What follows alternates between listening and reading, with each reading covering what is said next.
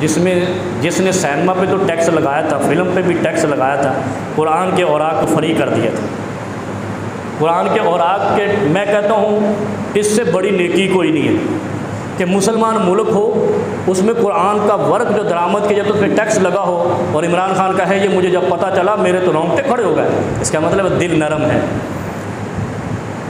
دین کا محور دل ہے، اور دل اس کا نرم ہے، اس نے دیکھا یہ ظلم ہو رہا ہے، ٹیکس فری کر دیا۔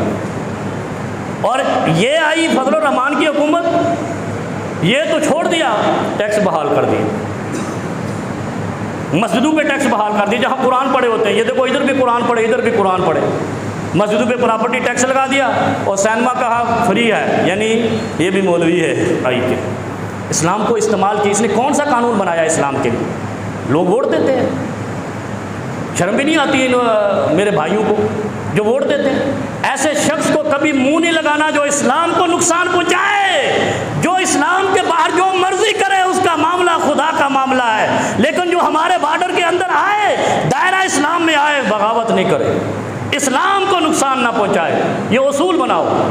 کتنے لوگ ہیں جو دین پہ عمل نہیں کرتے، ان کا معاملہ آخر ہے، ہر دیکھنے والا کہتا ہے یار یہ تو بے دین ہے، لیکن اگر میں کروں برائی، وہ مولوی تو نے دین کو نقصان پہنچایا، محمد کا نام لے کر تو نے اس کی توہین کی، گستاخی کی، تو نے دین مصطفیٰ کا نام لے کر اس کے خلاف قانون بنوایا، عذاب ہے، عذاب ہے۔